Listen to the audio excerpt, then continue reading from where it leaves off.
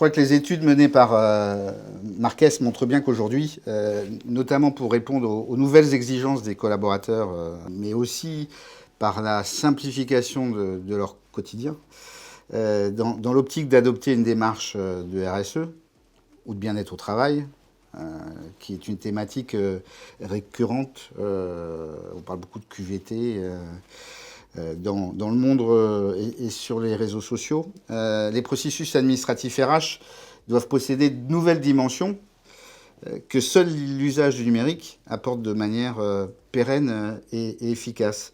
Il y a 4 dimensions qui ressortent particulièrement. La dimension collaborative, par exemple sur l'administration du personnel, 49% des décideurs consultés avancent que ce processus ne doit plus aujourd'hui n'être mené que par les RH, mais doit bien être accessible aux collaborateurs, voire pour certaines informations également à son manager. Il y a une dimension mobile, par exemple sur le processus de GTA, 70% des responsables interrogés avancent que le collaborateur doit pouvoir, quel que soit le lieu où il se trouve et le moment qu'il choisit, organiser son temps comme il le souhaite. Cela passe notamment par des API qui permettent de connecter l'outil de GTA choisi aux nouveaux équipements que le collaborateur est aujourd'hui en droit d'attendre, comme les smartphones ou les tablettes. Cette réalité s'inscrit donc dans une politique de RSE, dans une volonté de responsabiliser le collaborateur et d'améliorer ses conditions de travail, avec bien sûr en filigrane la volonté d'optimiser son investissement dans l'entreprise. Il y a aussi une dimension analytique, préconisée par exemple sur le volet de la paye, par 39% des décideurs RH interrogés par Marques. Elle va permettre notamment de déceler les inégalités salariales et de manière plus générale, et ce sur tous les processus RH, de mieux déceler les risques psychosociaux liés au travail ou les attentes des collaborateurs.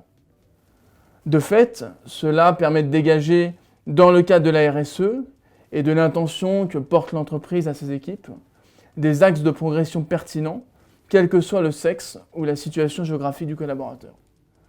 Enfin, il y a une dimension de dématérialisation. Sur les 3 processus mis en valeur aujourd'hui, les responsables RH questionnés par Marques sont unanimes. Aujourd'hui, dans le cadre de la RSE, et afin de modeler la conscience écologique de l'entreprise, la dématérialisation des pièces RH est incontestable. Bulletin de paye, contrat, demande de congé et de formation, autant de documents qui sont ce jour dématérialisés et qui permettent, outre la dimension sensible de l'usage du papier, une optimisation et une meilleure gestion des données du collaborateur, ce qui est non négligeable dans un contexte sensible de RGPD. Le cloud computing, il faut le voir comme une tendance de fond. Je n'irai pas jusqu'à dire aujourd'hui que le cloud computing, c'est la solution pour le développement durable, puisqu'on sait aujourd'hui que Internet consomme autant en France que la partie transport routier en termes d'énergie. On va plutôt regarder l'impact du cloud computing versus l'aspect on-premise. On-premise étant toutes les solutions installées et hébergées dans les entreprises. Et en quoi le cloud computing a un effet quand même favorable par rapport à l'environnement, ce que offre moins la partie on-premise. Dans le cloud, la première action d'un acteur du cloud, c'est de chasser l'inutile. Chasser l'inutile, c'est une traque permanente aux serveurs inutilisés, parce que chaque coût doit être justifié. C'est également une traque permanente aux économies d'énergie, parce que quand on a des milliers de serveurs, il y a un impact d'économie d'énergie sur la consommation de ces environnements. On travaille beaucoup sur des tensions réduites au niveau du cloud.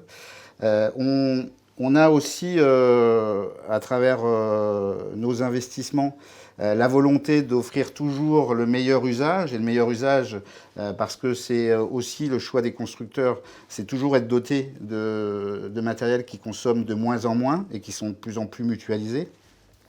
C'est également une rapidité d'innovation énergétique que procurent des gros acteurs comme IBM, comme Google, comme Amazon, comme Microsoft, qui travaillent sur ces axes-là. Microsoft travaille par exemple à la mise en place de cloud au fond de la mer d'Écosse pour ne pas avoir à consommer de rafraîchissement de serveurs. Il y a la rationalisation aussi de tous les matériels qui sont obsolètes et qui sont recyclés en masse par ces grands acteurs. Et puis, c'est une empreinte au sol qui est mutualisée, puisque les fermes de cloud consomment moins d'espace que l'ensemble des clouds entreprises mis bout à bout. À l'instar des solutions de CRM, il existe aujourd'hui de nombreuses solutions RH qui permettent de recueillir des informations sur les profils et sur les attentes des collaborateurs pour leur proposer les bons services ou en tout cas les bons produits RH. Au même titre que les entreprises mettent l'expérience client au cœur de leur stratégie, elles doivent désormais développer l'expérience collaborateur. Au-delà des services traditionnels, certains portails mettent en place des prestations liées au bien-être au travail. Ainsi, 38% des RH interrogés automatisent déjà ce processus qui régit la vie quotidienne des collaborateurs et 24% d'entre eux disent vouloir investir sur ces services d'ici à la fin de l'année 2020. L'objectif de l'entreprise ici, dans une démarche de RSE, est bien d'automatiser et de faciliter les processus du quotidien auxquels le collaborateur est confronté. Outre le portail RH, et les exigences des salariés portent aujourd'hui sur le Digital Workplace. Ainsi, ils réclament de pouvoir disposer d'une plateforme numérique unique, sécurisée, leur permettant de collaborer avec leurs collègues, d'accéder à leur application métier et à leur information de travail de n'importe où et depuis tout type d'appareil, mais aussi depuis leur environnement de travail métier. Les entreprises ayant développé ce type d'outils, ayant développé les Digital Workplace, confirment aujourd'hui que ces plateformes augmentent la qualité du travail, la motivation, l'engagement et la productivité des collaborateurs et donc, de fait, la performance de l'entreprise. Donc, conformité réglementaire dans les services de paie et d'administration du personnel et services RH dans leur ensemble, il y a deux visions de la conformité réglementaire. Il y a la réglementation sociale et puis est venue depuis le 25 mai de l'année 2018 la réglementation générale sur la protection des données personnelles qui a amené un nouveau regard sur la donnée personnelle, la confidentialité de cette donnée personnelle, donc la transformation digitale de cette donnée personnelle, parce que des données qui étaient réparties dans des armoires à travers des dossiers collaborateurs et des données qui étaient dispersées au sein de plusieurs systèmes d'information RH. Depuis cette réglementation, eh bien, les équipes RH se sont posées la question de l'unicité, parce que l'unicité garantit la sécurité et la capacité de l'entreprise à répondre à ses obligations de droit des personnes, droit à l'oubli, droit à la rectification, publication de ces données pour chaque collaborateur. Et puis sur le second volet, qui est assurer l'équité sociale, eh bien, il y a une réglementation et un décret qui est paru en janvier l'année dernière sur l'index égalité femmes-hommes. Dans le principe, cet index, l'entreprise peut avoir deux regards dessus. Il y a un regard qui est l'obligation de dire je vais devoir extraire mes données et puis je vais devoir calculer mon index. Et si je réponds à l'obligation qui est d'avoir une bonne note de 75 sur 100, eh bien, je ne risquerai pas d'amende. Et donc, je suis débarrassé de cette charge administrative. Ça, c'est le premier regard. Et la transformation digitale et la partie analytique n'a pas vraiment d'intérêt dans cette dimension-là.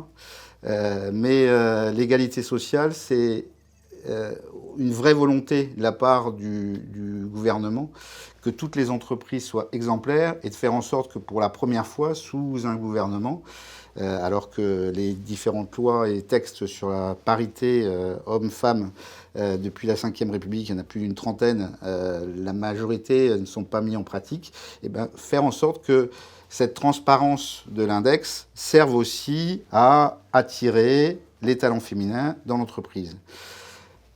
Le seuil de 75%, de 75 sur 100, c'est la note qu'il faut avoir pour ne pas avoir donc de pénalité. Mais dans 3 ans, quand la publication de cette note sera connue de la majorité des salariés en France, eh bien quelqu'un qui recherche un emploi et qui a 3 entreprises dans son panel potentiel, qui voit qu'il y a une entreprise qui a une note de 75, une note de 80 et une note de 99, eh bien, je suis persuadé que la personne choisira la note de 99 parce que cette entreprise lui permettra d'avoir une meilleure rémunération, une possibilité de promotion et la possibilité d'avoir des enfants en toute sérénité sans nuire à sa carrière. En 2009, il y avait le président de Microsoft France qui disait que la dématérialisation était la première étape incontournable à toute stratégie de développement durable. Dans les faits, les premières années, c'est plutôt l'inverse qui s'est passé parce qu'on a dématérialisé beaucoup de documents RH et il y a eu un principe de rebond à la rematérialisation puisque les personnes n'ayant plus leur papier venaient l'imprimer souvent sur le lieu de travail. Une à 2 voire 3 fois le même document, donc il y avait une tendance à surconsommer du papier. Heureusement, les générations nouvelles ont transformé cette tendance, parce qu'elles sont plutôt nées dans une idée zéro papier. Et on a vraiment aujourd'hui, on constate chez nos clients que la dématérialisation des documents RH aide clairement à ne plus consommer l'usage du papier. Comme je le disais au début, il faut malgré tout, parce que Internet et toute cette technologie consomment beaucoup d'énergie, relativiser l'impact environnemental de cette dématérialisation. Mais elle peut être malgré tout mesurée. On a un client qui s'appelle Transavia, que vous devez connaître, qui est une compagnie aérienne low cost, filiale d'Air France. Et donc, elle a mis en place la dématérialisation et la signature électronique. Et dans son métier, la majorité des collaborateurs sont des navigants. Et les navigants, pour pouvoir signer les documents, contrats de travail, avenants et tout document RH, venaient souvent de leur ville de rattachement vers la ville où il y avait toutes les équipes RH. Et donc, il y avait des contraintes de transport qui étaient fortes, puisqu'ils étaient répartis sur toute la France. Et la signature électronique de tous les documents dématérialisés a supprimé d'un coup tous ces impacts liés au transport. Et on peut mesurer à travers ça des actions bénéfiques. Une fois de plus, ce n'est pas la RH qui porte la RSE, mais elle contribue à une politique d'entreprise. C'est un meilleur engagement, on rend responsable les collaborateurs, on leur permet de supprimer les tâches administratives chronophages et on offre des outils digitaux pour optimiser ces processus RH. On a une politique RH qui est de fait moins opaque, plus de transparence, plus d'explications, puisque ces outils, si on veut que les collaborateurs soient autonomes dessus, il faut qu'ils soient simples, il faut qu'ils en aient une totale compréhension. On améliore aussi les compétences de chacun à travers l'utilisation de ces outils. Et puis enfin, on casse la logique de silo qui permet d'ouvrir l'entreprise à la fois sur les différentes BU opérationnelles, mais aussi sur le monde extérieur. Et on aide à une meilleure communication de l'entreprise responsable.